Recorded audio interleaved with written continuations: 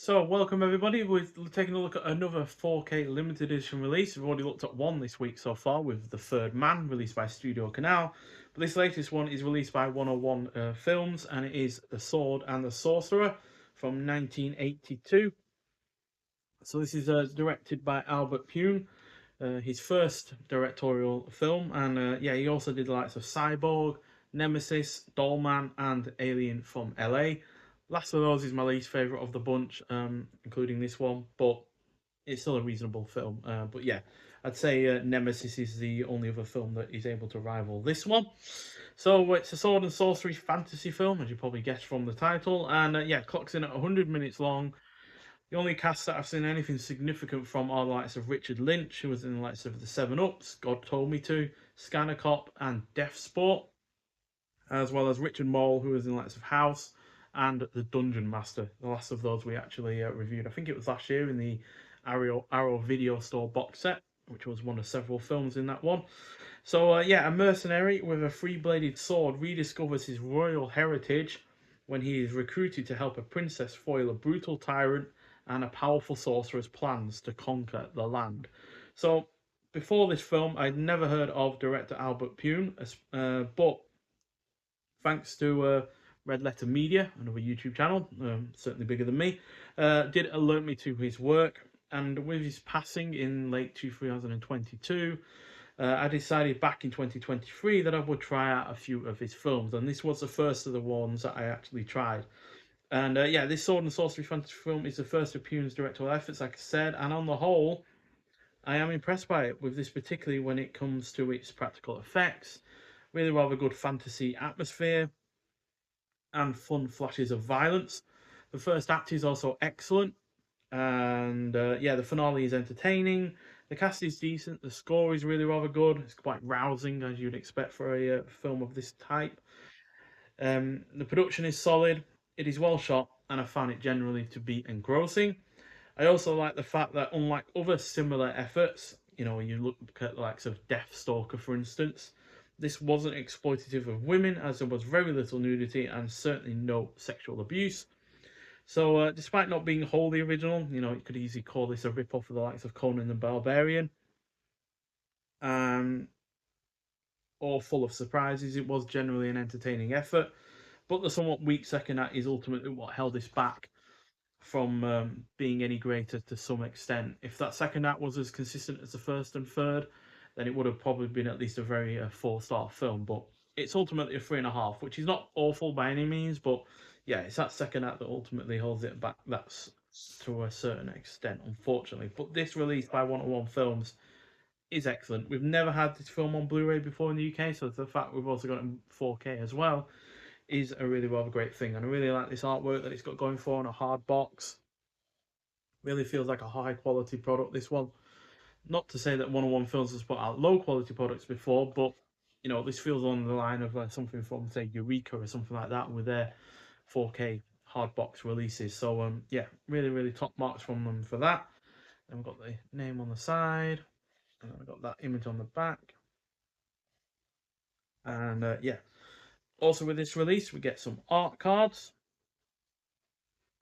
which I can get out of the paper wrapper.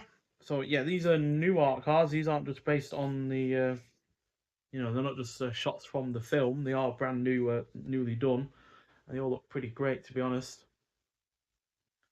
That third three-bladed sword, by the way, is a real genius move as far as I'm concerned in terms of helping it set up apart from other films, not just because it's a three-bladed sword, but the two either side of the main one in the middle actually fire out, which is really rather fun, and that's where some of the flashes of violence come from that I talked about earlier.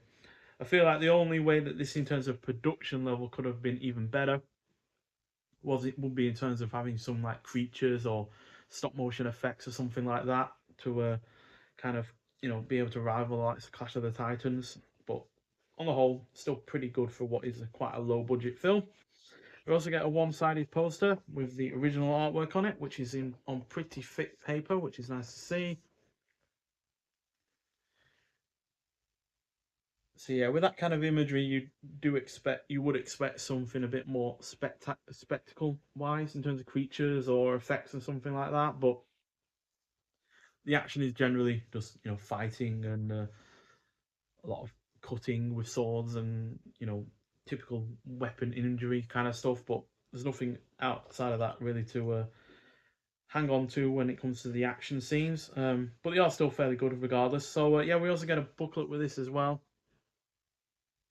With some, it's got quite a horrific opening scene. To be honest, it feels more like a horror film than a fantasy film because there's all these people that are like purely just heads, and they're all just screaming in this like cave, and it's just really, really quite horrifying, but also really well done. And inside the booklet, we got Cromwell's Madhouse, The Sword and the Sorcerer Revisited by Matt Colgate.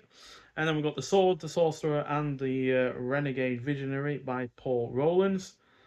So yeah, that's pretty in-depth looking release in terms of the write-up there.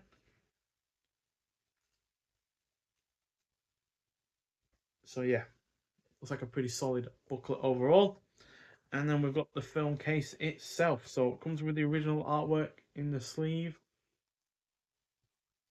but no reversible artwork. And then we get the 3 discs. So we've got the 4K disc, the Blu-ray disc, and the special features on the 3rd disc, which is cool. And yeah, in terms of the extras itself, we've got Tales of the Ancient Empire, an interview with director Albert Pune. Then we've got A Princess Tale, an interview with actress Kathleen Belter.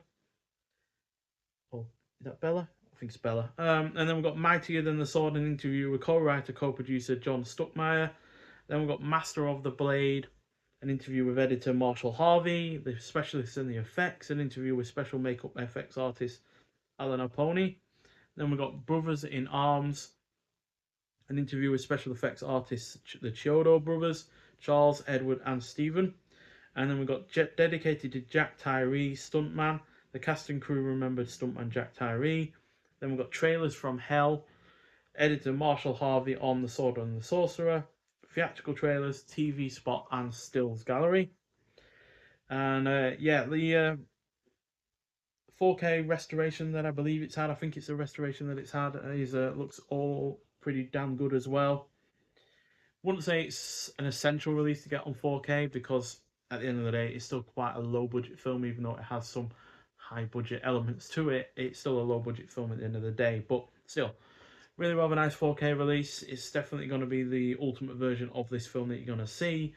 So yeah, I do highly recommend getting it, especially if you are a fan of the film. But if you're just a fan of the genre itself, it is also worth watching. And yeah, it's a really rather fun film, even though it does have its issues. But none of the issues are, massively glaring or problematic. So that is always a bonus, quite frankly. So yeah, also no issues with the sound either.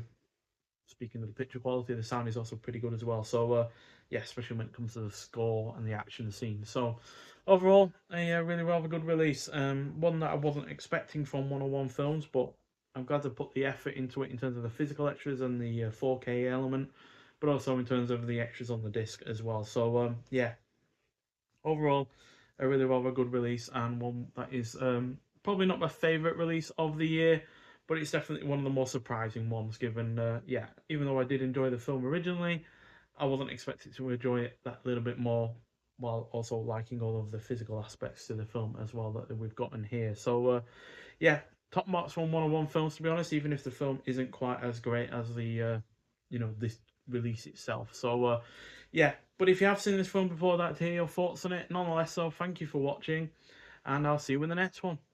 Bye.